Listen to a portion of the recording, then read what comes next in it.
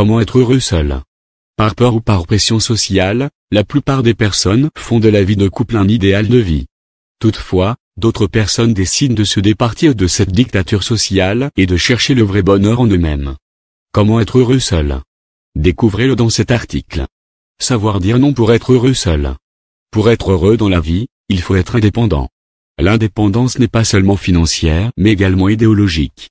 Même si cela est plus facile à dire qu'à faire, c'est une condition indispensable pour s'assumer. Ainsi, la première règle pour être heureux seul est de dire non à la pression sociale, en règle de bonheur préétablie. Aujourd'hui, dans notre société, il est mal vu d'avoir 30 ans ou plus sans se marier et avoir des enfants. Cela fait que beaucoup de célibataires sont gênés, sont parfois marginalisés. Ils se mettent en couple juste pour entrer dans la masse, pour ne plus avoir à répondre à une tonne de questions et ne plus subir certains regards indiscrets. Si votre célibat ne vous dérange pas, il n'y a rien qui pourrait justifier que vous vous mettiez en couple juste pour entrer dans les rangs. Peut-être que ce forcing pourrait expliquer le nombre important de divorces. Alors apprenez à dire non. Aimez sa propre compagnie. Ayez conscience que vous êtes votre premier compagnon. Vous restez avec vous-même lorsque tout le monde part. Alors pour ne pas se sentir seul, il va falloir vous aimer. Identifiez les actions et les qualités qui vous font plaisir chez vous et développez-les. Lorsque vous arriverez à vous sentir épanoui en étant tout seul, alors vous serez arrivé à aimer votre compagnie. Cela est une condition obligatoire pour être heureux seul. Pour réussir, il faut également se départir de l'idéalisme du couple. Prendre conscience qu'il est tout à fait possible d'être heureux sans être en couple est un bon début.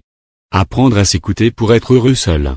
La plupart des personnes ne prennent pas la peine de se connaître, de s'écouter. Apprenez à connaître votre personnalité propre et à faire connaissance avec elle. Cela vous permettra d'identifier ce que vous aimez et ce que la société vous a imposé d'aimer. Lorsqu'on parle de société, on fait référence aux parents, à la famille, à l'éducation reçue à l'école, aux amis et même aux médias.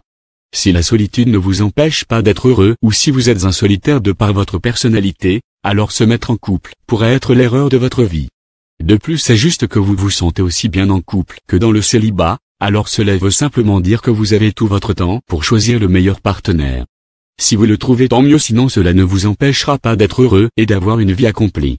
Voyager seul. Le voyage est un excellent moyen de découverte de personnes, de cultures et de connaissances. Toutefois, nous ne nous rendons pas complets parce que la première personne que nous devons découvrir c'est nous-mêmes. Ainsi, il serait intéressant d'effectuer un voyage seul en ayant pour seul objectif de se découvrir. C'est une expérience intéressante dans la mesure où vous quitterez votre zone de confort et laisserez derrière vous tout ce qui peut vous influencer dans la société. Vous ne serez ni avec vos parents, encore moins avec vos amis ou avec l'entourage.